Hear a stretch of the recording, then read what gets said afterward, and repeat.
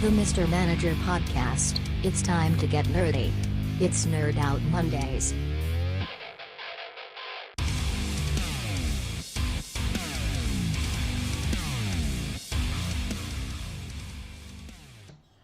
G'day guys, welcome to the Mr. Manager Podcast. I'm your host, Brody Longhorn, and today is the first edition of the Nerd Out Mondays podcast. That's right, the Nerd Out Mondays, where I talk all things nerdy and gaming. And today I've got a guest on the program, first ever guest, my main man Ben. G'day, how you all doing? Feeling pretty honoured being the first guest. I would too. Look back on this when you become massive. So Ben's a long-time friend of mine.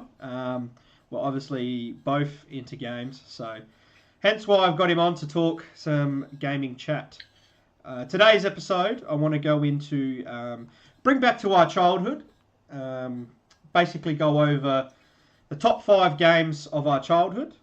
Maybe a few honourable mentions of games because there's so many from them. Yeah. So for our criteria for the top 5 games, we've gone with pre-2005. So that puts us for when we were 12 and under. So if you do some quick maths, you can work out how old we are. Quick maths. And so, yeah, that's our criteria, is pre-high school, which basically puts in a lot of N64 games, PS1, I believe is that time. Yeah. Or your Game Boys, that kind of area. Real early PC, maybe. If you're a rich kid, yeah. If you got some cash hunnets. So that's what we're going to talk about. So, well, first, before we get into the top 5 games, I wanted to chat about a quick question that's been on my mind as I'm older now, an adult, I pay bills and shit. Mm-hmm. I wanted to get into how games stack up in our childhood compared to now.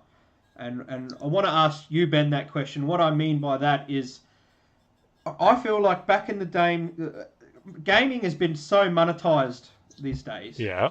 I feel like back when we were a kid, developers had to make a game that would last, well, had enough content to keep people interested until they could develop the next one, because they couldn't pump them out as quick as they do now. Where now you get a new game in the franchise every year. Yeah, DLC. The content isn't there. Yeah. It's just, or they give you half a game and they're still working on it and you've got to download the rest of half of it later or pay for a season. But it's just however they can get cash money out of you. Where back in the day you paid full price for a game, but that game had enough content to keep you going and excited until they built another one, which would come out for a few years. Well, and that would have more content, How do you feel about that?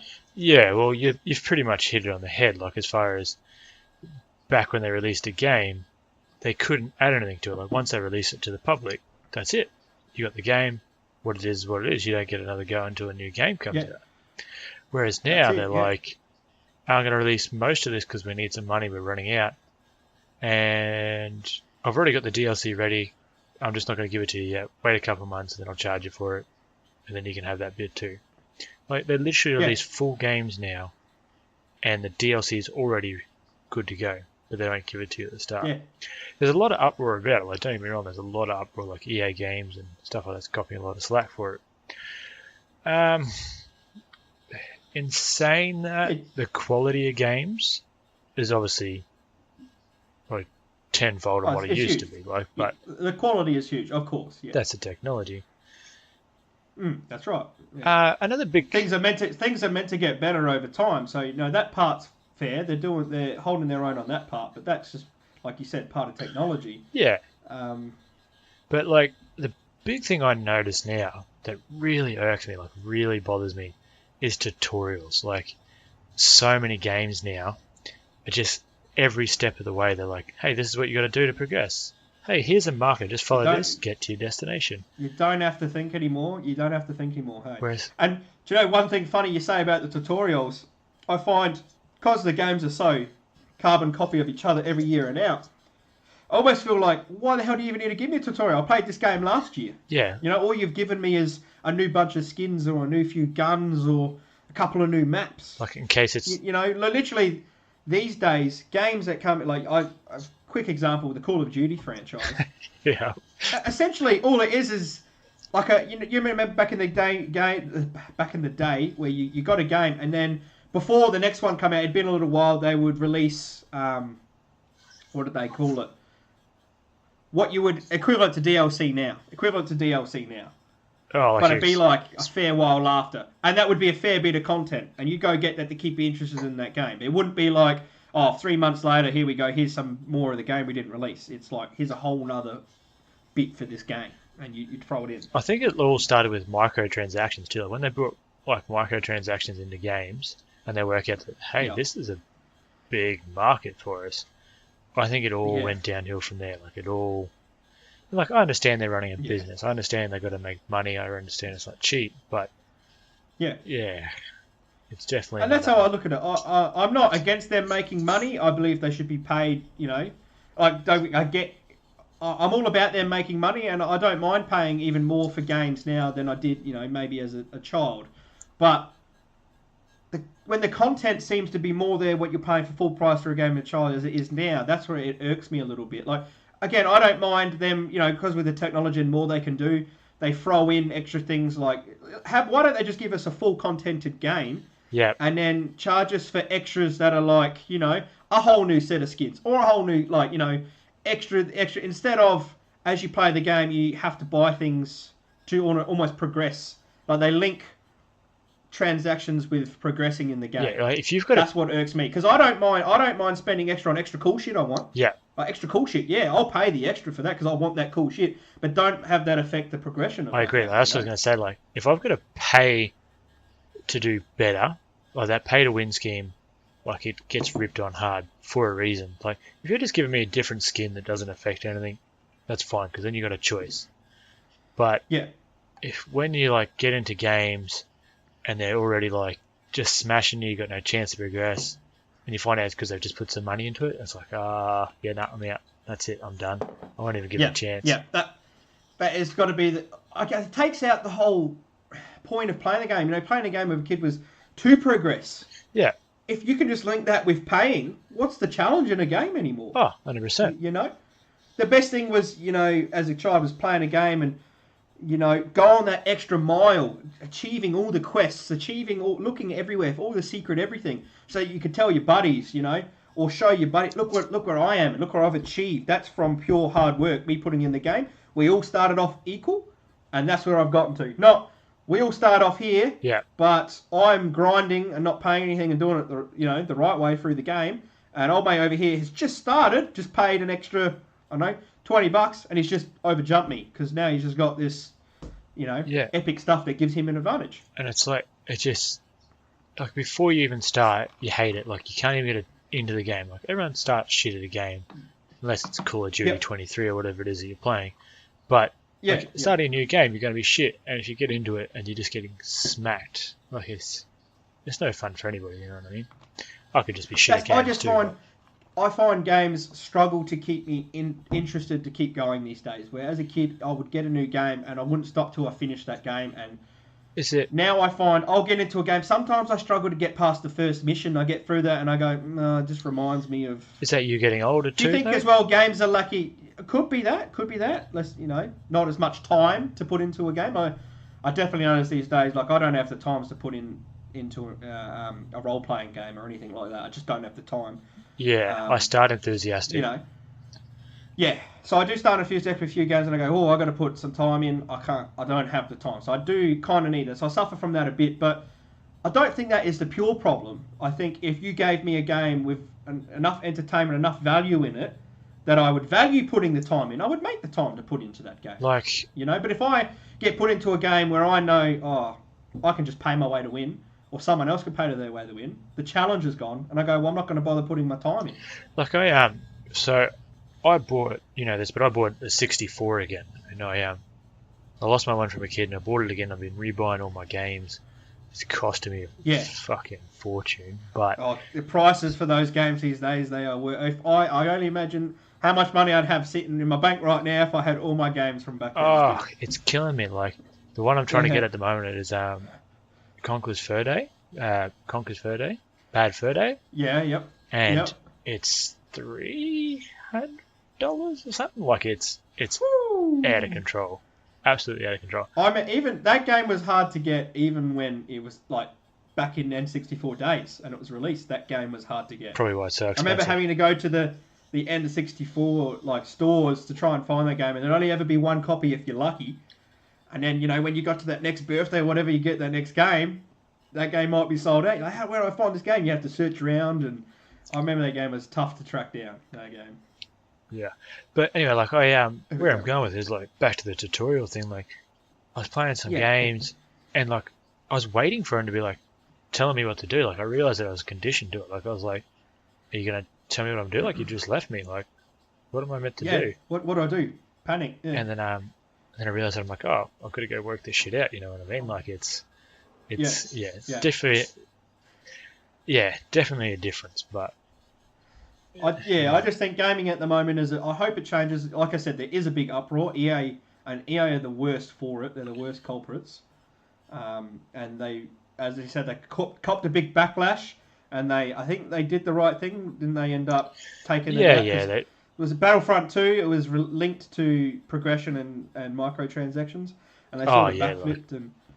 You just buy it. You know, what I think they need to realise is people aren't against paying money and aren't against them making big money, but give us the content worth paying for. And people don't want game progression linked to money. So I don't know why they can't just create an awesome game and then go, okay, you want these cool skins? Here, you can pay for them. You want these cool... I don't know, just extras that don't affect the gameplay, but may make your guy cooler or... Yeah, I want that, so I'll go buy that too. So they can make... I've got no problem with making money that way, but when it's like, here, buy this lightsaber or be Darth Vader for half an hour every game, you know, you could just... And you just whoop everyone. No. You need to earn being Darth Vader. You need to earn being Luke Skywalker, you know, when the challenge gets taken out, I can't get into it these days. So I really hope the tone changes, and I think it's slowly moving towards that.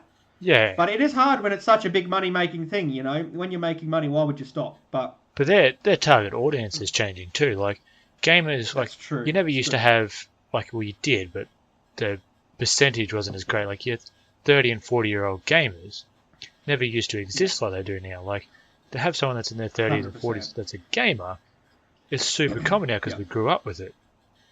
But we're also now smart enough and old enough to know that, well, I don't care about money comes in. Yeah, that's right. We start to think of it more on that. Where as a kid, you didn't understand where money comes from. It's just like, I want that, and you know, you got it or you didn't, you know, and you didn't understand all the thing about it. So I get there is definitely a point with that, but I think the biggest hard thing about it is just due to, you know, the internet and obviously where technology has pushed us. Like back when you're a kid, for example, let's just say back when we were a kid and it was first coming out, you wouldn't have been able to have it like it is today with microtransactions. Whereas now, 12-year-olds and or younger, you know, they can almost pay for it themselves. Like they can figure out how to use mum and dad's credit card, or you know, these days as well. I think kids get a lot more than you know you used to when you were growing up, and it's just.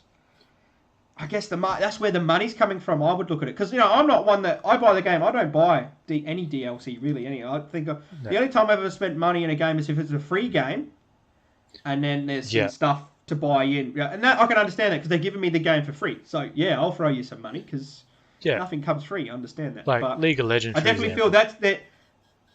Yeah, exactly. That's where I spent some money in that game. Yeah. And I look at it these days, and again, this might just be a guy that's getting older. And surpassing it in a sense. But games are so targeted, and it makes sense because when you were a child, games are targeted to you because that's your main audience, right? But I think they're forgetting that, like, we grew up when games first hit. You know, when it first hit. So we've grown up with that. Like you said, there's a whole new market of 30 and 40-year-old gamers that I feel aren't getting targeted to in favour of the big... Sure, it'll be a bigger population in the... childhood to teenage players. Do you still think it would be? But you've still got a whole generation still. You're just leaving behind, like you're just going pushing the side because you know I can make so much money pumping out Call of Duty every year. Yeah. And then you got this generation that's getting older that's been used to it going, hey, we need something different. What are you doing to cater to us? I suppose kids have got more time to play games too, but we've got more money to spend on it. You know what I mean? Like Exactly. That's what I mean. You could, there's a balance there you can work out. You know, like I said, we're happy to pay for quality. Yeah, if it's there, we'll pay for it. Like, we'll pay for it. You know. Yeah, but I definitely think times have changed and they're trying to change with it. But there's a bit of the last few years, I definitely think there's been a bit of a lull. There has. Yeah, I really hope, and the way it looks like the tide's moving that way slowly. Yeah. But I do hope we get a nice happy medium where the developers can get their money, even if it's a bit extra on the side, and we get the best content game we can. Where progression isn't. I think there needs to be some kind of code with gaming. I understand you want to monetize everything. It's capitalism, make money. It's best for everyone, but there needs to be some kind of code where you go, okay, we can make money doing all these things, but we can't link progression to money because you've already paid for the game. And when your story modes, like your story modes are becoming shorter and shorter because it's all online multiplayer. All multiplayer, yeah. And then God of War come through and just blew that out the water. Single player is where our generation gets off on because we came through where single player was a thing where you played by yourself mostly. Yeah. Because to play with a friend, you had to go over their house. You couldn't just sit in your own room. That was good and fun. Play with friends all over the world. It was awesome. Kids these days have no idea what it's like to do a LAN. It was the best time. And like if you're playing 64, you had to try and make sure you got there and got the good controller before someone else. Yeah. Because if you got the dodgy joystick, it was game over. Well, mine's got the dodgy joystick. Yeah. Playing Super Smash Brothers and you're throwing yourself off the edge or something. You're like, oh, it's the joystick. You're just fighting it the whole time. Yeah. Oh, terrible. Oh, kids these days have no idea. Good times. But it's what was I saying? It's you've got that whole market of that generation that was everything was single player. We will pay for an awesome single player over a multiplayer. Like, don't get me wrong, we like to play our multiplayer games, but I would happily buy a single player only game if you gave me a massive story. Like, I think of what is that game? Why can't I think of it right now? I'm getting it mixed up with Uncharted. Last of Us. Last of Us, yeah. Last of Us. One of the best games ever made. That story was incredible. Yeah. And that was a mainly single player game. I was hooked. I put that many hours in, and I would pay for the next one and the next one. That didn't have to have multiplayer in it. Like its storyline is almost untouched. Like there's a few games, but it's incredible. But like the other thing is like our choices on online multiplayer games, no matter what your genre. Like you jump on Steam, like it's phenomenal the amount of games you can buy now in every genre that are online. But good single player story games, like it's a handful. Very far between that. Yeah, there's bugger all. Where, like I said, when we were growing up, it was single player. That's where that was the market because there wasn't the access to multiplayer like there is now. Yeah. And I believe there's still a massive market in that because all those kids that grow up are alive today. Yeah. And like you said, we've got the money. Like we're happy to play for an awesome single player game. And we're happy to play for awesome multiplayer. Don't get me wrong, I understand there's a market just to build multiplayer games. Definitely. But I feel what they do these days is they jump off the back of saying, like for example, Halo, right? First one, single player was amazing. Mm-hmm. Don't get me wrong, the multiplayer was amazing as well, right? And groundbreaking and all the rest of it. But then it slowly moved towards, well, hang on, the money's in multiplying. But they live off the back of their awesome story. So it's like Halo 6, and it's like, single player, play as the Master Chief, And then you get in the game, and the single player story's like this, and the multiplayer's like, that's all the focus is on. And you're like, I play Halo for both. And honestly, I play Halo mainly for the single player. That's what I play it for, because that's what you got me into it in the first. And they do that with a lot of games. They jump off the bandwagon of their ex-single players, and then they sell it to you with, I can't wait for this single player. Then you get in it, and all the focus is multiplayer because it's like that's where all the money is. Spend money, and the single player's like this, and you're like, come on, Yeah, no, I definitely remember like as 1, 2, and 3 of the Halos as it started to come through, and you definitely notice like they're still incredible, but the story definitely dropped off. And then was it Reach? I think you had Halo Wars, then you had Reach. Is that right? Yes. I think, and then Reach you had ODST. I think you had ODST before Reach. Where you played as the Marine instead of it. Yeah. Yeah, But yeah. yeah, That was a bit definitely. of a throwaway Halo. Yeah, definitely. I wrote actually that didn't off. mind Reach. Were you gonna say you didn't like Reach? I'd say Reach wasn't too bad, but I definitely wasn't a huge fan, personally. Reach was my last one I liked. Was the last one I liked. You know what the best thing about Reach was is at the end in Reach where you basically die and it's just like the planet's I think the planet's blown Oh up yeah, it's all going to shit. or Yeah, whatever, and it's just you, and all you do is you just stumble around killing as many Covenant as you can until you finally succumb and die. That so was that like was it was like the best thing. That was cool. I forgot all about that And I actually. thought that part was pretty epic. I didn't mind Reach. I actually was probably a bigger fan than the general public on Reach. But after Reach, Halo 4 wasn't anything spectacular. 5, I haven't even got to 5 and 6. I was gonna say, And that's probably because Xbox has turned me off. I'm not even an Xbox player anymore. Oh. Growing up, it was N64 to Xbox, and I was at Xbox everything, and Yep. then PlayStation just slowly took over for me, and I don't know if I could go back to an Xbox compared to PlayStation. That PlayStation hasn't let me down yet. Xbox did, and that's why I jumped. And it's sad because Halo, as we'll get in soon, is one of my favourite games, and obviously can't play that on PlayStation. So I have to miss out on playing Halo because I'm not going to go buy 2 consoles because I'm old now and I value money more than I did as a kid. It's not like I just want Xbox and PlayStation. It's like, I've got to pay for that shit. Yeah, we got the money to spend on games, but I'm not buying 2 consoles. Yeah. We got the money, but I'm not buying 2. Yeah. But yeah, anyway, I think we pretty much answered our thoughts. I'm glad to know we're pretty much on the same page. I feel most people our age and older than that, still even teenagers might even feel that way. If their parents are smart enough and got them to get a job and they have to start paying for their own thing, they might start to realise, hey, this ain't cool. But they're on the internet too. Like they read and they understand how it all works. True. Like, they're not silly. True. And for them, I would wonder what it would be like to us going through being the first generation. There wasn't a generation beforehand to jump off and go, what was it like? And talking like it's been 100 years. It's only the next generation, one generation next. But imagine being a kid growing up now, and you probably got uncles that started, when games first coming out, and you thinking, what was it like when what games did you play? This is the first time in life ever that's happened in a generation, in a sense. That games have passed down and you can talk about. Like, I couldn't talk about games with my old man because he was just discovering it as I did, and he was at a way different level than I was. So games weren't particularly as much for him as it was for me. Where games are culture in a sense now. When you grow up, it's part of childhood.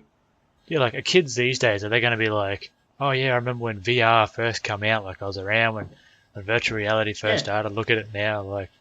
That's what I mean. You're going to start getting into the area where they're going to go, oh, what was it like Nintendo? Where's the other stick? You know what I mean? Like, where's the other? How did you do that? Where's the other joystick? Yeah, like, so those videos that go to that around. Point where the technology is starting to almost outweigh, and I wonder what it'd be like being a kid now, thinking, oh, I wonder how they had it, and yeah, just a cool little thought I was having in my head. Then a bit of nostalgia because we're part of that generation. But let's move on to. Yeah, let's move on to the main topic of today, which is our top 5 childhood games. Pre-2005, as I said earlier, that's childhood, so pre-high school. So first off, we're going to get into some honourable mentions. Ben, would you like to start with your first honourable mention? Can I just say, this was tough. Like, when you said to me, like, oh, you're just going to do your top 5 from when you were a kid, I'm like, oh yeah, sweet, there wasn't a lot of games around then, like...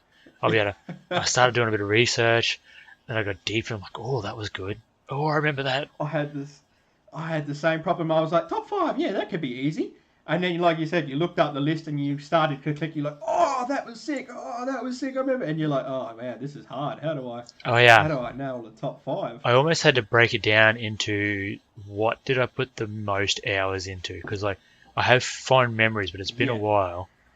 So yeah. I almost put like, what did I sink the most hours into, and that's how I broke it down. That was. Yeah, I think it's pretty good criteria to go with it. Yeah. So, what do you want me to do? Do you want me to rattle all 5 off, or are we going one by one? We'll go one for one. So you rattle off an honourable mention, and we'll just roll from there. Okay, so this is a broad statement, but I did I did the Mario franchise as an honorable statement, like Super Smash Brothers, Mario Kart, like even because they're almost a game that's in everybody's top games from our generation. Funny you say that. I did exactly the same thing because I thought if I threw it in the top 5, you'd get just too much of a generic top 5. Yeah, because I wanted to have a little bit of a difference because obviously some of the top 5 is just going to be the big games we all know and love. But I thought I'd throw it in honorable mention as well because there's so much in that franchise that they got us into gaming. Awesome. Like you could literally do a whole top 5 and just be the Mario franchise, but. You 100% could. You 100% could. Yeah, it's not a Mario franchise. That sounds silly, but you know what I mean, like the Mario line. Yeah, all the Mario, Super Mario, Mario Kart, Super Smash Brothers, Mario Party. Oh man, weren't they fun to play? Mario Party. I used to love them games. Yeah. What was great about those games is I could even get like my mum involved in Mario Party when I was a kid. She would play that with me. That's how good Mario Party was. Oh, like I play the Mario Party now with the missus. I got number 2 at the moment. And like, we're 8 years strong, and it's nearly broken us up several times. Like it's brutal. It's just rough. But anyway, I do. Like when you get a star and then someone robs it from you or something like that. Like on the last turn of the game or someone robs it from you to win. You chose to spend those 50 coins. You chose to. You chose me. Yeah. I'll kill you. Yeah. Or when Bowser swaps like your coins and your stars or something like on the last turn. Someone's got like 7 stars and you've got none and you get a Bowser and obviously you hit that box so it's random. But like you said, then they hate you forever. Like, you picked me out. You know, how did you... And you win on the last turn. Oh. It's even better when you get the Bowser and you knock 2 different people that aren't you and you affect 2 other people, and you just walk away scot-free, like, safe. And then they kind of fight in between, as much as they're both angry at you, they sort of start getting arguing each other too. Yeah, just the instigator. Awesome game to play. So I also have the Mario franchise in my honourable mention, so I won't say that, but I'll go on to another honourable mention. Star Fox, the Star Fox franchise. Yeah. Lilac Wars, I believe, was the N64 one. That was good old Slippy, hey? Wasn't he just your favourite little frog or toad? I'm pretty sure he was a toad. I'm not sure. I actually I never got into it. I never owned it as a kid. So I played it when I was older, but I never played it as a kid. I didn't own the game. Yeah, right. So funny, in the Star Fox franchise, Lilac Wars was really good, but in that game it was just flying with the plane through maps. Yeah. Which was had heaps of fun playing it. Like, awesome game. Then on the GameCube, I believe it was, which GameCube is a very underrated console in my opinion. I agree. Really liked the GameCube. I had heaps of fun on the GameCube. Heaps of good games. There probably is. There is a version. I'm not as much into Nintendo now as I once was. Yeah. But GameCube was just wicked, and I remember the one that came out on GameCube. I think it was called Star Fox Adventures, and it was a mix of flying through and playing space missions. Yeah. With him being like on the ground, like he would go to worlds and do stuff through there. It was really awesome. Another one of them games that was full of content. You know, like we're talking about the content. Yeah. Just had so much content. Like if you made that game now, it would be like, get the ground missions, and now you have to buy the season pass to get the flying missions. It sounds like No Man's Sky. That's what it sounds like. Yeah. So much better than No Man's Sky. So much better than No Man's Sky. Let's not get into that. Not hard to do. Yeah. All right, so yep. I'll say my next honourable, the next one I went to was actually Game Boy, not even a Game Boy Color, a Game Boy game, and it was Double Dragon. Ooh. Yeah. I actually never played Double Dragon. Double Dragon, so I never got to play it. Double Dragon we couldn't save, and I wasn't sure if it was the actual game or whether it was just our cartridge. And it was like an old arcade game, so you just had to try and play through it and make sure your batteries didn't die. Had to rock them double A's. Because if you were getting real high and the battery died, like you just had to start from the start again. Like it was phenomenal. No, that would have been the worst. And you that just would have been the worst. Especially back in the day, back in those days where, you know, as a kid, your only problems in life was worrying about your save game in whatever game you were playing. Yeah. And trying to see your Game Boy while you're sitting on the dunny, playing when you're up late and you're meant to be in bed, trying to get, when was it Game Boy Color that first had it? Where you could get the backlight. Game Or was Boy it Advance Advance? SP. Advance, where Yep. you could get the backlight. Oh, game changer! Not that I started getting off Game Boys and on other things by then, but my legs would go so numb from sitting on that dunny, just getting away with being up to God knows what times of the night. Get the two big red marks on the back of your Good legs. times. Yeah, Good times. Yeah, that's it. And it's funny, like now I can stay up to whatever time I'm like, I need to be in bed. I'm too old. Yeah. Is it really 8:30 already? Yeah. Like, yeah.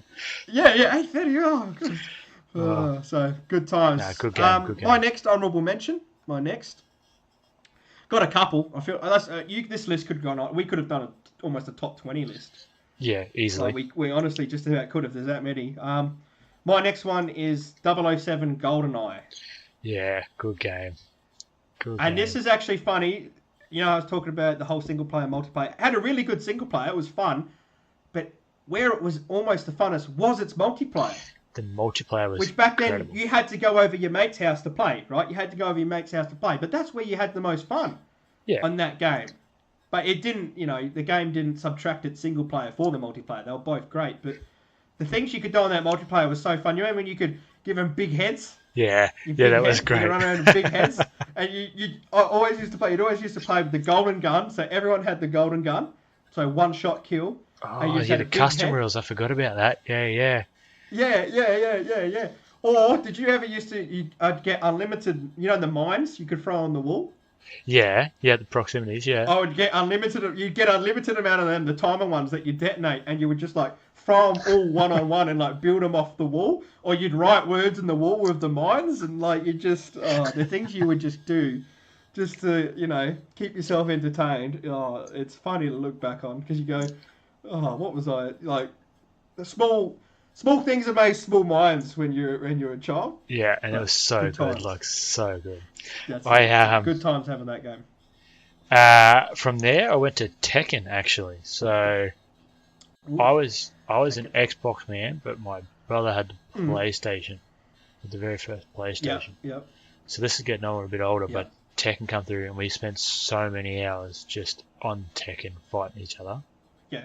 And loved it. Yeah. Just so simple. I It's actually, so good. being a N64 to Xbox child or man, I didn't get a lot of Tekken, but I always did used to enjoy that game. If I went over a friend's house and they happened to have PlayStation, that was always one of the games you would go to. I always had a lot of fun on that. Anyone could play it too, like, you know what I mean? Like, it didn't matter Yeah, who you were, you could button bash, like you could get involved. 100%. That's it. It was just whatever you could press and put something together. Yeah, killer. All right, what do you got? So my next one is Donkey Kong 64. Well, the Donkey Kong franchise, because I played Donkey Kong on Game Boy as well, which was good fun. Yeah. It was good fun. But the main one I put the most hours in was Donkey Kong 64. It was a yellow cartridge. Yeah, I love the yellow cartridge. Yeah, it was so good. It was so good. That was like my favorite cartridge was Donkey Kong 64. Yeah. And that game was awesome. So much fun going through playing that game. Even do you remember the Donkey Kong rap? Yeah. DK. Donkey Kong. Yeah. Donkey Kong. Yeah. Um, It was a playoff of another song. I can't remember what the song was. Oh, but, I couldn't tell you. yeah, it was a playoff of another song from the 80s or something. I think it's quality. It's quality. Oh yeah, I say I had Yeah, a lot of time DK. in that game. DK was definitely in the honourable mentions. You did? Yeah. Yeah. The next one's a bit. Might cop a bit of. Just before you go to the next one, Yeah. sorry. Diddy Kong Racing as well was another underrated game. But, I mean, Mario Kart always overshadowed it. That's what I was gonna say. But I always enjoyed Diddy Kong Racing. I say I liked it. I Always enjoyed played that it, one. but it was always. Yeah. It was like, but everyone playing Mario Kart. I'll play Diddy Kong by myself. Yeah, And then you'd always. when you go over a friend's house, it's like, just play Mario Kart. Yeah, it was always number one pick. Yeah. Yeah, that's it. Yeah. My last honourable, which only just missed out on the top 5, is Zelda. Hmm. So Ocarina of Time, Whoa. Majora's Mask, like, Yeah. and Ocarina of Time. Gold. Do you remember the cartridge for that one? yeah, I was gonna say again, I had the a gold gold cartridge. cartridge. Yeah, Oh, that was another one of my. Yeah, that was sick. That was sick. It just, like I said, I had to base it on time, and even though I sunk a lot of hours, I don't think I appreciated it as much as I should have when I was a kid. I agree. I learned to love Zelda a lot more as I got older. Yep. So I agree. Yeah, so it just misses out. The best thing about Zelda as a kid was the puzzles. Oh yeah. Is trying to figure out puzzles as a kid. It had this awesome balance of the puzzles. It just had an awesome balance in its game for a kid to keep you going. You know, like actually had you thinking. Yeah. It was good. They don't really. I don't know if they make games quite like. Well, I mean, they still make Zelda games, so I guess they do. Yeah. But what would the equivalent to Zelda be? Oh, there's a lot of Funny how they open go. world games, but they've all gone sort Yeah. of multiplayer now. You know what I mean? Like in that big open environment, go questing. You got a lot Yeah, of it's it. more but- like it's more like your Elder Scrolls and stuff like that. Yeah. That's sort of the genre it goes to. But yeah, Zelda's a very good one. I didn't have that one in there, but it definitely deserves him to be into that in the mentions. I'm saying that. My last but not least mentions, and then we'll get into. Have you got any more honourable No, I was gonna say mentions, that's or- my honourables. That's your honourables? Yeah. So this is my last honourable mention. It was kind of hard. I almost wanted to put this one in the top 5. I had really enjoyed this game, and the game is Turok. Oh, And I'm a big dinosaur fan. I was always into dinosaurs. As some of you, I got dinosaurs tattooed on my whole arm, if you can see. I'm filming this episode, and I thought it was the coolest game, going around, killing dinosaurs, and I used to, when you used to, was it get a life, or when you used to come back, like you would die, you have to get lives. If you died, you would like get resurrected. Yep. And do this little video clip, and he'd come back and he'd resurrect, and he'd be like, "I am Turok," and you'd be like, "Yeah, I am Turok." I'm gonna go get this dinosaur this time. It was the coolest game. It was the coolest game. I love the world. I love the world. Awesome single player. yeah. I really wish it was still going today. The last one they made, I think, was on like Xbox 360, which I quite enjoyed. I think it was good. They Yeah, didn't do another I didn't play the 360. Did it go alright? Yeah, it was really good. Did you play much of the Nintendo? Oh, I played a bit, what? but I didn't sink a lot of hours into it. No.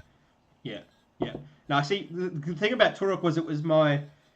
Because now I think about it, my mum and dad actually played games every now and then. They'd play a little bit of games. Yeah. Okay. And that was one of the games that they would play. Yeah. So maybe that's another reason why I had a good affection, because it was like, it's a grown-ups game, Yeah. Because it was bloody and gory for then, and, so I used to be like, Mum's playing Turok, I'd watch her, and then I would play Turok. It was a good game. Yeah. I remember me and Mum, I think, used to take turns. That was cool. We used to take turns. Like, if you died, all right, next up, and then, yeah. Yeah. My parents cool. definitely didn't play video games, so that's not something I can relate on. Sorry. Yeah. So that's the honourable mentions. Yeah, I'm nervous. Moving on to the top 5. Yeah, top 5. This is Big calls. hard We've to got lock some big in. calls here. Big calls. Yeah. You started? Did you start the honourable mentions? Yeah. You kick off the top 5. Yeah. All right. I'll kick off the top 5. Okay. Number 5. So, dun dun dun. Top 5 childhood games pre-2005. Number 5. Conker's Bad Fur Day. Ooh, hit the top 5. Yeah, it hit the top 5. It was a tie up of that and Turok. It was close. So why'd But, you pick Conker's over? I went with Conker's Bad Fur Day because it was an adult game that was like almost aimed towards kids. Yeah. If that made sense. Yeah. Makes sense. Like it was a cartoon, a cartoon game. It was like the R-rated version of, Banjo-Kazooie or Donkey Kong. Yeah. You know, yeah. like- You're not wrong. You know what I mean? And it was just the jokes in it were like, the jokes were so funny to kids, but the adult. It was funny because it's like an MA15 plus game, but adults didn't get into it. It was all like kids that were into that game, and the naughty jokes. Yeah. The big poo monster said shit. Yeah, He sung a poo song.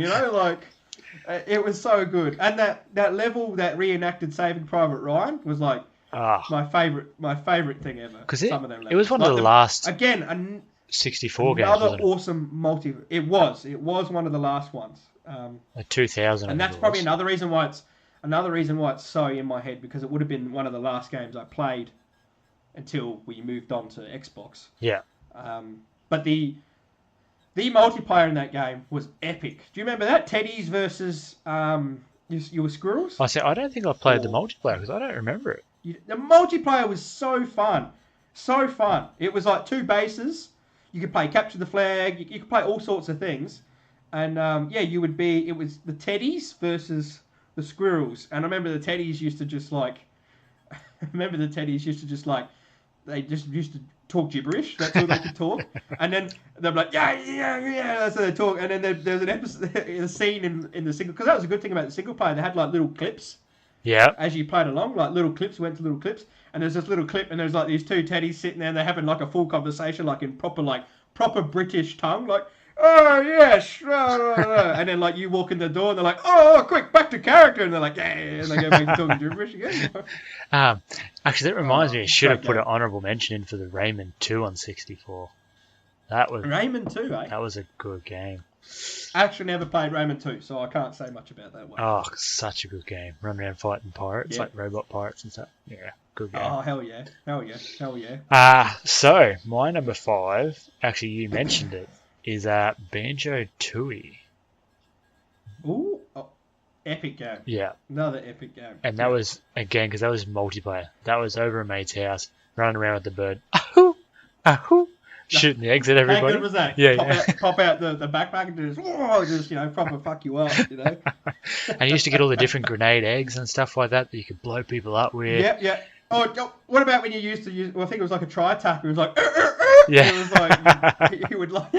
And you could get that little chicken that like ran over and like blew up at people. You had to like zone out and yeah. Such a good game. Oh, that was a great game. I do remember. That's actually going into number 4. That is my number 4. Oh really? The Banjo-Kazooie. Yeah, Banjo-Kazooie / Tooie. Yeah. So both those games, they were epic adventure games as a kid. They were the proper ones. Like you did not want a buggered joystick. Like you're trying to turn around to shoot someone in a new room and you're fighting your joystick. No, you only beat me because my joystick's fucked. Yeah. Like The amount of times like trying to aim the attack, because obviously it was Kazooie's the bird, right? Yeah. Kazooie comes out to attack. Trying to aim that with a bungy joystick. oh, the worst. Oh, you're like the guys over here, and you just be jumping around going, like trying to hit this thing, and you're just like jumping around like, oh. It's worse like when you got the jump on somebody and you couldn't hit them and they turn around and just fuck you up and you're like, oh, Yeah. game's bullshit. Come back the next day, play again. Yeah. yeah, that's it. Yeah. Oh. Great game. So that was my number 4. So on to you, sir. I went a little bit later, so I went Need for Speed Underground 2 was my number 4. Oh, Riders on the Storm. Man, that game, I can't believe I didn't have that in any of my honourable mentions. That game I put hours into editing cars. Yeah. How good was the content in that game? This Ah. again goes with my argument of content. I could spend hours. You could edit everything. Yeah. Everything in that car. And even Now it's like the Need for Speed games. It's like, change the colour. What colour do you want? And it's like 6 colours. Like grey, dark grey, black, white, white again. Like that's all your colours. would you like a bright white? That's $2.99.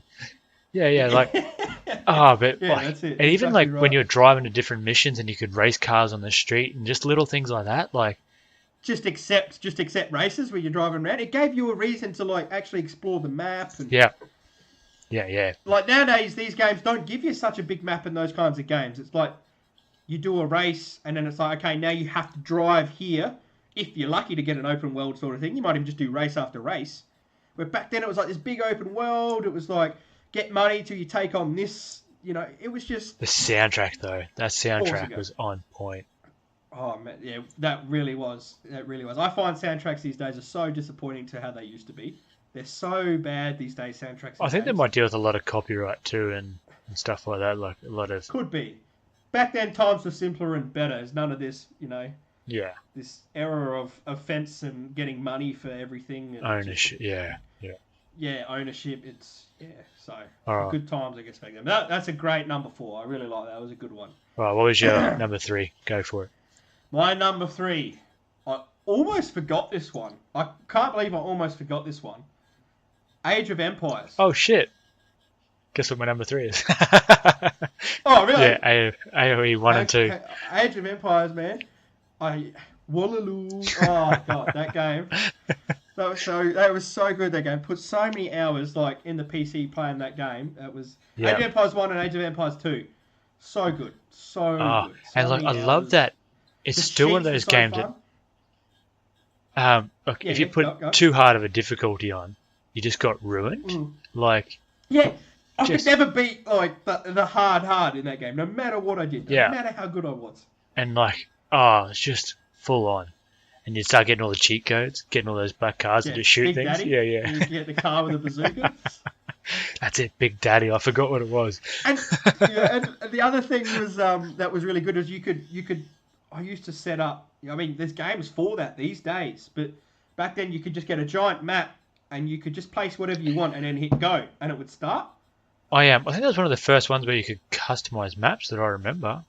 It was, and I used to just start out big epic wars. I would just like fill half the field with one team and half with the other, and I would do that all the time. There's actually games for that now. Like I think the Total War games are like that, or there's actually simulators where you can do that with stuff like games are like made now for that more epic scale. Because Age of Empires wasn't quite built for that epic scale because there was a population limit. Yeah. Which used to annoy me. I hate population limits, but back then there would have been a reason for it. You know, you start killing off your villages, like, time to go, I need army.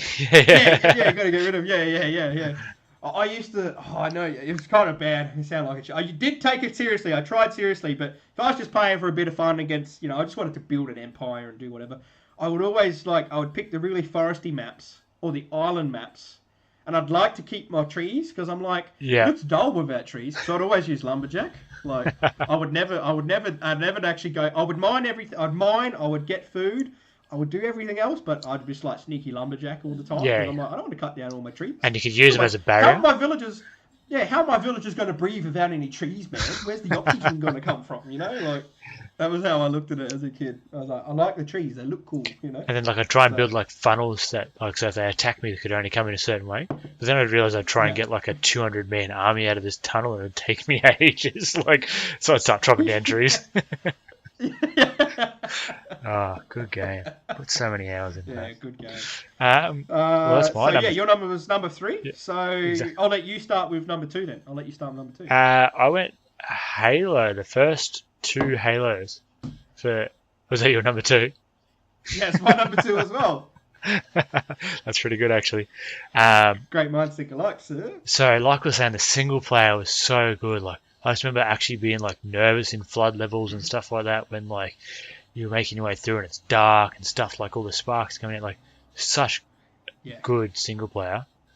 And then epic single player. when you started playing the multiplayer as the games went on, like Blood Gulch, like iconic map. Snipers on Blood Gulch, man. Yeah. You would just spend hours, just you and your mate, like other ends, just like trying to find each other. Like that's all the game would be. Yeah. Get up, get the sniper, and you'd go hide and just try and, like, you'd be playing capture the flag, and you wouldn't even bother getting the flag because you'd just be like, Yeah, you just want to be shooting people. all you'd be doing is sniping each other from it. Such a good. That was. Do you know what else I That loved? got kickstarted multiplayer. What I spent so much time was doing those Easter eggs. You know, where you could go find like the big beach ball, and you'd go like, and you'd hop into places you weren't supposed to, and you'd run back to like a previous map and stuff like that. That stuff was so good. Like, spent ages and ages just trying to break 100%. maps. Yeah. Just that game was just such an epic story. Oh, Like, it still baffles me to this day how they haven't made a movie out of it. they're trying to do a TV show or something. I think they're trying to. Are they? Yeah. Oh, they keep having these really. It annoys me. They keep having these really failed attempts at having a go at it. Yeah. And it's like, put the money in it. Like, you put $1 billion into Avatar. Oh, yeah. If you put $1 billion, you don't even need to do that. But if you put $1 billion into Halo, you would blow Avatar out of the water. I'm sorry. If you put $1 billion Trust into me. anything, you'd probably blow Avatar out of the water. Well, yeah, you would. But if you put it into Halo, you would. Do you know how many people are just going to watch that just for Halo? And if you made it actually really good because you actually put the time and effort and money into it, like you should, because it deserves it, Yeah. you're going to make money, son. Do you remember- Cash money, and people are going to love you. Do you remember the link ups? Like when you could link your, I can't remember if it was 2 or 3, but when you could link your Xboxes and you could play multiplayer on different TVs. Did you ever do that as a kid? Yes. You'd have 16-player link ups. So you'd have like a LAN party. Yes. And everyone would bring Yes, their Xbox with and TVs controllers. Xboxes. Yeah. Yes, that was so good doing that. You would sit there and you would have like 2. I'd only have, I think the most I ever played it with was like 4. I never got to the 16 limit. 4. Oh, I got with 4 guys. And yeah, you had 2 TVs back with each other, or 4 TVs. 4 Xboxes, and a team on each, and you do 2 versus 2. And you just swap your teams, or, then you do 1v1, and the other 2 would sit out and, like, watch, and, awesome where I stuff. grew up, like Awesome. on our street, there was like 3 or 4 of our families that all sort of lived on the same street. We all had like Xboxes and stuff like that. So, Yeah. and one of them was a rich family, like out of the group, and he had 2 lounge rooms. So we'd all bring our Yeah. Xboxes around, we'll bring our control, and we'll get into like, we'd average between 10 to 16 of us, all Xboxes linked up. We'd get our Cokes, get our drinks, like, just thought we were just the coolest kids on the block because we were playing like 10-player, Yeah. like multiplayer. Such good memories. Yeah. So good. Yeah. Oh. Yeah. Another thing, epic soundtrack. That soundtrack is so good. It like got you in, the levels. Like Yeah. it would start up with the sound, and then it would just build up as you go along. And it was. Well, that part of Breaking Benjamin's song is still so iconic to, like, Halo. Isn't it? Like, Isn't it? Anyone can do that, It and you're nailed, like straight the up. music nailed it because it heightened the levels you're at. Yeah. You know what I mean? Like, not a lot of games use that. Like, it's one of them tricks where like, I see what you're doing here. You're getting me in with your music, but I love that shit. Get me in with your music. You know what I mean? Pump me up. Yeah, that's When right. Like those Doom. Drums started getting like latest louder Doom. and louder, and you're like, oh shit, Yeah, and something's you're happening. like, you start running through, and the elite's coming out. And you're like, oh, you're just killing it. You're just like in it. You know what I mean? Like that's if you had headphones on and you were doing that in real life, that's what you'd be listening to. You know what I mean? Yeah. Like, yeah. Do you remember the first time you seen the Doom plasma was the sword, last game that captured it. Oh, and they just come through and was it ruined the it? Invisible Elite? Yeah. The Invisible I Elite? I don't know if he's it's, just I'm pretty sure he was invisible. was he the Or first one? cloaked. I can't. Yeah, Yeah. he's the first one. All you've seen is he walks out, like, because I remember I kept dying because I'd walk right up to the door, and he'd like just come out. Oh, I know what you're and talking then about. he'd Yeah. be like, shh. He'd be like, shh, and you're like, what the? And he's just like, and you're like, what the hell just happened? And then you're like, how the hell am I meant to beat this guy? I can't see him. And then you realise, like, oh, he's not as invisible as you think. But I miss co-op Yeah. too. Like co-op was a big thing. Like you don't see co-op games anymore like you used to, where it's specifically designed. Designed. I know what you're saying. Yeah, I know designed what for you're saying. 2 Yeah. people to play on the same console. Like they must just assume Yeah. most people, like it's all multiplayer. There is a game coming out recently. It's a jailbreaking game I've heard of that I'm pretty sure is just co-op. It has to be co-op. Oh, okay. You're playing as 2 guys breaking out of a prison, I believe. I can't remember what it's called, but I've seen some trailers for it and stuff. So it looks pretty cool. I'm interested to try it because it is literally you have to play co-op. You can't go through by yourself. You have to have 2 guys. Yeah, Like, okay. you do different things to get through, and it looks pretty cool. Pretty cool experiment. I hope it works because I hope it paves the way for Yeah, more so do I. co-op games. I hope they do 'Cause well. They can be quite fun. I haven't even heard of it. I'll have to They look into it. deserve their era. All right, But yeah. give us your number But one. Halo was so good. It nearly got number Alright. one. It nearly got number one. Well, because we're doing pre-2005, I could only fit in Halo 1 and 2. Yeah. If we moved on to, which we might have to do another episode on that, like games from high school onwards, or that teenage year, that high school window, Yeah. that 4 or 5 years, Yep. fair bit of gaming in those years, and different games, and the games definitely jumped up in that era. Oh, they stepped At up least quickly. I remember. Yeah. They stepped up real quickly, so we might have to do an episode of that. But if it was in that, Halo could well be number one because that's when online multiplayer become Yeah. such a big thing. Yeah. When And it was online one of comes those through. games that it was one of those games that didn't substitute the single player for its multiplayer. So you pumped in the hours. So Did eventually. But yeah. Yeah. we might do that in another episode. So getting into the number one, Drum roll, please. That was a terrible drum roll on my behalf. I'm sorry. Yeah. Pokemon. Oh yeah, same. Yeah. Okay.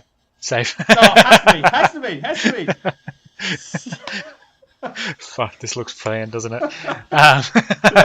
We didn't plan this, I swear to God. We're just both awesome. That's all it is. Well, We're just both like- had a wicked childhood, apparently. like we played some cool games. Under 12, is there anything that comes close to Pokemon? Oh, like there isn't. in hours wise, Oh. like Hours, man. Like I said, that sitting on the dunny with the Game Boy, that was Pokemon.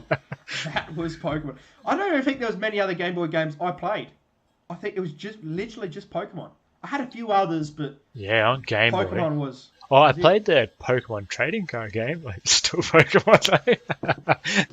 And Double Dragon, that was the other one. But Double Dragon, yeah. Mine was like Pokemon, and I remember I had this FIFA World. It was a FIFA World Cup game. I think it was like 1998. oh, okay, Like World Cup. It was like it wasn't FIFA, sorry. It was like a World Cup '98 game. yeah, And it was fun as to play. It was like you used to be able to kick like these weldies that they would go through the keeper.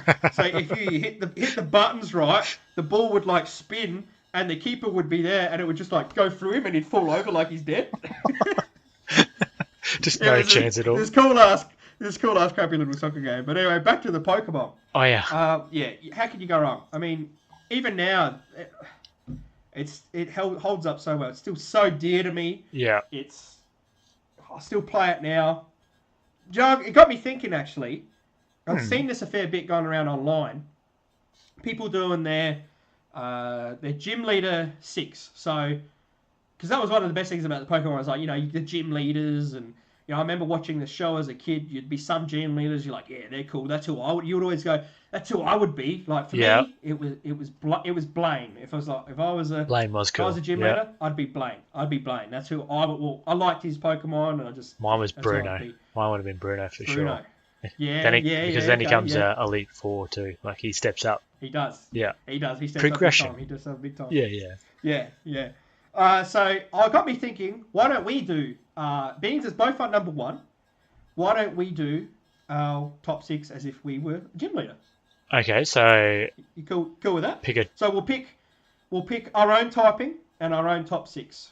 Okay, so pick a typing and 6. Yeah. Ooh. And then even what we'll do even better, just to put us a bit more on the spot. You pick a typing for me, and I'll pick a typing for you, and we'll do a top 6 for them. Oh shit. Okay. I know, bit on the spot. That's- But first off, we'll start with our top 6. So for we're me, doing all I'm gonna go generations. Fire. All generations, all Pokemon. So Okay.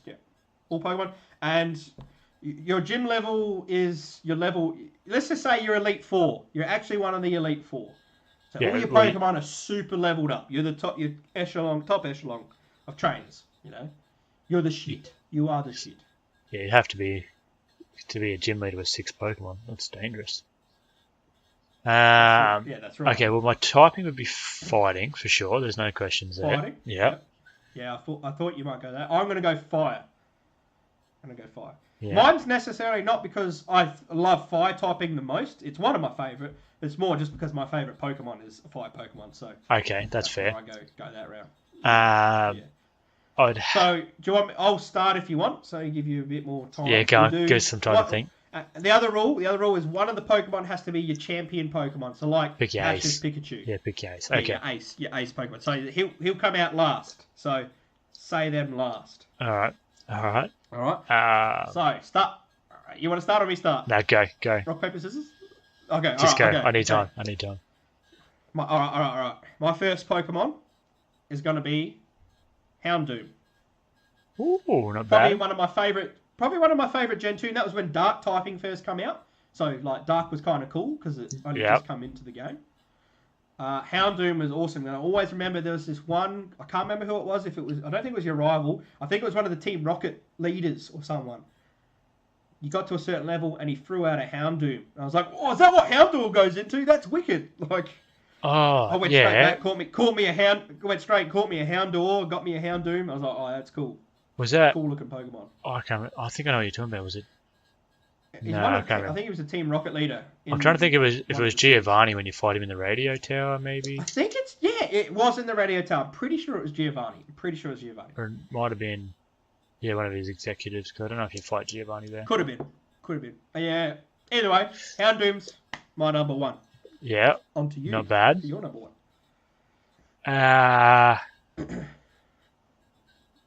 The first one that'd have to come out would have to be Conk Elder. So I spent a fair bit of time playing Emerald and rocked a Conk Elder. Yeah.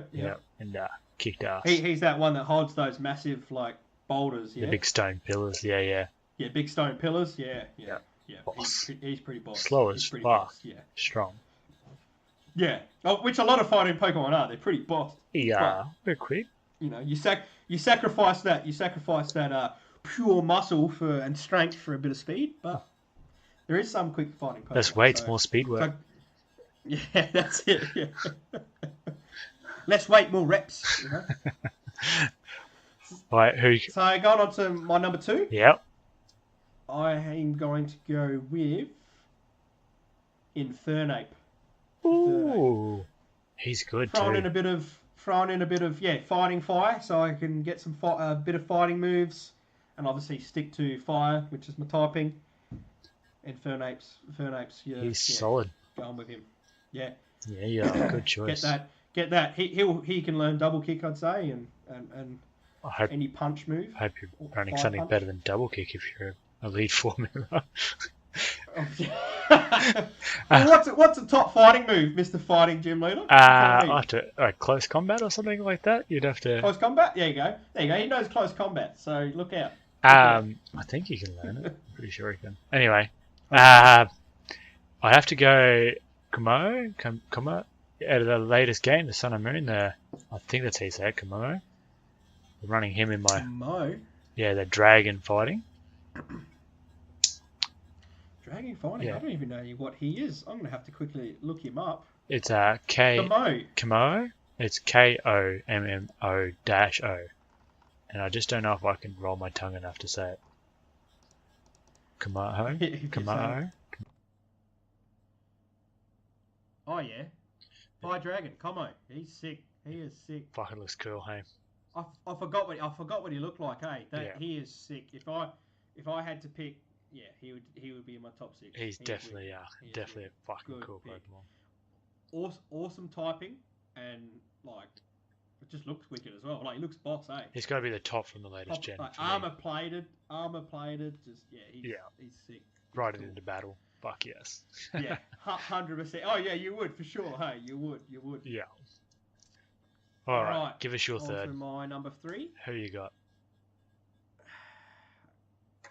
Going with. Don't know if he's a fan favorite or not. He's definitely part of. He's Gen 1. Ooh. I don't know how the fans think of him. I don't even know how I think of him. Because I remember in the season he used to annoy me a little bit, but I'm going to go with him. Okay. He's powerful. I was like, who the fuck's this? Yeah. I'm going to... Charizard. Yeah. Charizard. Yeah. Nah, he. He can... Is he Fire Dragon now? I think he's Fire Dragon now. No. So just straight fire. But if you mega evolve him, he can do Dragon Fire. Yeah. Fire That's Dragon. right. I think he has two. He has 2 megas, doesn't he? Yeah, One yeah. takes him to Fire Dragon, and one takes him to an epic looking Charizard. That's just he's Fire Flying. That's what he is. Yeah, the added Fire flying. flying now.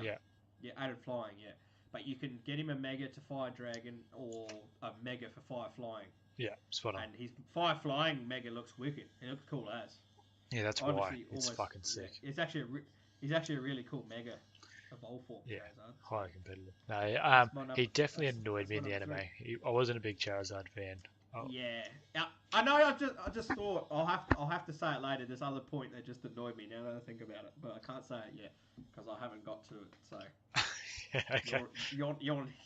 your number 3 is up. Your number 3 is up. Right. I'm contradicting myself with my Pokemons. You'll see in a second. You'll see. My number 3 is Gallade, the psychic fighting Gallade. Yeah. That's a nice typing. So is he weak to dark then? I No? don't think so because fighting doesn't resist it. So like if fighting resisted dark, and then a Yeah. neutral psychic. Yeah, that's right. That's right. But I That's think it's a good just typing to have. yeah. But no, So what would his weaknesses be? What would his weaknesses be? he's still got. Fuck, what's it fighting weak to? Flying. He's still gonna be weak to flying. Ground? Flying. Yeah, flying. He's still gonna be weak to Oh, ghost. that's me. Yeah. So a couple there. Yeah, he's still gonna have a few. That's a nice number 3. The dual typing fucks me. My number. Yeah. That's I like that. Number 4. Yep. Number 4 for me. Going with some big guns here. Big guns. Volcarona. You ever tried to level that bad boy up to evolve? He evolves at like level 50 or something. It's like level 48 or 50 or something. Like he's worth it, but fuck, you gotta work for it. He is mad good, but man, they make you put in some effort to get him. Oh. And he learns. I can't remember what the move's called, but he learns this awesome move. But it's like level 70. Yeah, it does. And you're like, I needed that like 20 levels ago, man. Like, why'd you make me get the here for? What do I need to use it on now? I needed that ages ago. Yeah, fam. game's over and done with, buddy. Yeah. Well, cool. I earned this awesome move to what? Who am I using it on now? Volcarona for me. Volcarona. Well, actually, my number 4's got some bug typing in as well. Favorite Pokemon of second gen. Ooh. That's a big old Heracross. Oh, The yes. big elephant beetle. Yes. Is it elephant beetle? He is. Rhino yes. beetle. Rhino beetle. Rhino beetle. Yeah, Rhino beetle. That is a nice Pokemon. He's that is cool, a nice mate. Pokemon. If I was to do a bug typing, he would probably be in that as well. Even if I did a fight, he would probably be in both. Both. It'd have to Which be in makes you bug think, typing. you know what we should do? We know what we should do? We should do. I reckon we're talking about Pokemon that much right now. We could probably do another episode just on Pokemon. Just straight Pokemon. And we'll cover a few things. Yeah, just straight Pokemon. And what we'll do is we'll give each other a typing. So I'll pick for you and you pick for me randomly, so we don't know what it is. Yeah. And then we have to pick. We have to do the same thing we're doing now and pick a 6. Okay. Yeah, like same rules, no legendary, an ace, and 6. But I'll add one rule: no one gets to pick fairy, because that's Okay. no. We're not It's a doing typing? that. We're not. It's a typing? Yeah, it's a typing. Fairy's out. Anything else? No fairy. Righto. The other typings. Yeah. We'll pick something that we got some options. Not something where it's like, oh, there's only like 10 Pokemon in that typing, so what do I do? No, they've got heaps of fairy. They just added it to all the old Pokemon. All the normal types. Yeah, I know, yeah. but yeah, it just, crappy. Oh, shit. So what's that? We're up to number 5 then. Yes, sir. You just had your number 4, so I'm up to number 5. Yeah. Number 5, and then my champion. Ooh. Number 5, Mm-hmm. Chandelure. Ooh. Chandelure. Good Coming choice. up against him, and one of the is it the latest? Is it Sun and Moon? I think one of the Elite Four guys has a Chandelure. Oh, I think the lady does. Yeah. Yeah, and coming up against that Chandelure, I must have she was hard to beat. My 6 that I went with throughout the game was not good against her. Not good. Just ruined ya. I had to grind against her. It was tough. Like I think I had like 2 Pokemon that were okay against her. Like nothing super effective, just 2 that were okay. I think like the rest were either could do nothing or they were just shit. I Just did not potion get my matchups spamming. right. Yeah. Yeah, and that Chandelure just ripped me. It just ripped me, and I was like, "That's cool." And typing Ghostfire, wicked typing. I really like Chandelure for that. So, hence why he's my fifth Pokemon. Oh, my 5th got a bit of nostalgia behind it. The big old Machamp. Gen 1. Yeah, I going like back it. to the safe I like it. options here. Machamp. Yeah. All day. Yeah, I do like a Machamp. That Seismic Toss, bro. Remember that in the series? Who did Seismic Toss? Was it Machamp that did a Seismic Toss? No, Charizard. This is where I'm contradicting myself. I'll get to that in a second. I was going to say I Machamp stuffed did. myself up there. I'm thinking about the wrong person. But Machamp does learn. It does learn Seismic Toss. Is there a gym leader in the first one that has Machamp? One of the gym leaders, the fighting gym leader? Yeah. Machamp? And no Seismic Yeah, Toss? Bruno. Bruno had the... Yeah, Bruno, yeah. He has Oh, did he? Yeah. Strong Pokemon. I'm pretty sure he has a Machamp. and it's got seismic toss, and it fucks you up if you're not ready for that shit.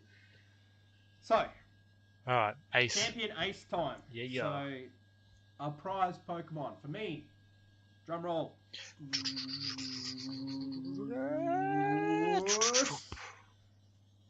Magmar. Ooh. That's right. Throwback to Gen 1. Magmar is a beast. The reason I've gotten Magmar, if you watch the show, I think I said earlier about me being, if I had to picture myself as a gym leader, it was Blaine. Yeah. Because that episode where Magmar, he comes out of a freaking volcano. What more do you want, people? Yeah, like, how tough's that? That's pretty badass. He's literally in a volcano. He comes out, he smashes that little bitch Pikachu, and he got done over. He got done over by the riders and got done by Charizard, which is what I've been talking about, contradicting myself because I got a Charizard who beat my Magmar, but not this one. This Magmar is better than Blaine's. This Magmar is the shit. And it irks me. It irks me so much that they gave him an evolved form that's crap. Magmortar. Terrible. I didn't mind. You know what? I didn't mind Gen 2 when it introduced Magby and Elekid. I didn't like Tyrogue. Tyrogue was terrible. Togepi was terrible. I didn't mind Elekid, and I liked Magby and Elekid. I kind of liked them. I was like, yeah, okay, give them a pre-evolve because they're both tough. Like Electabuzz and Magmar are tough. They don't need more. Yeah. Okay, you can go back less if you need to. Then they go give him Electrive and Magmortar.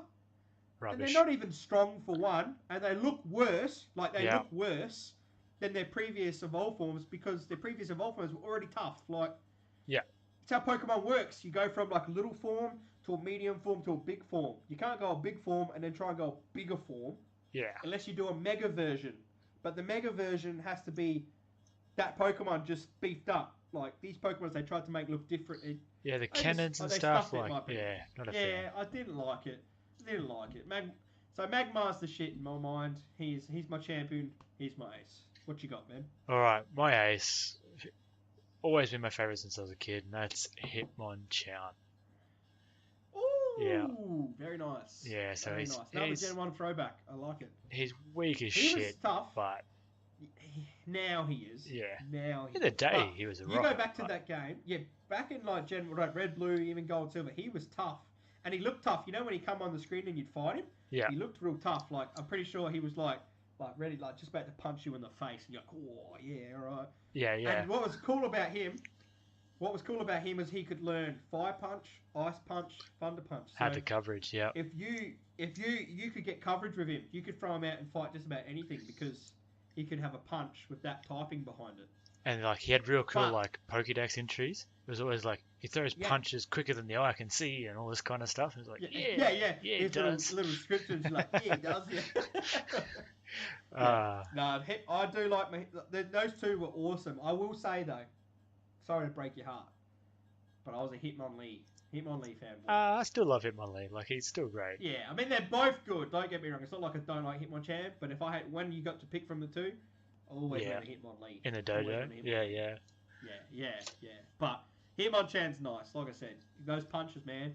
When I used him and you could get fire, ice, and thunder, it was like, woo! Stop me now! I've got a punch for everything. You know? So he's definitely a boy. Yeah.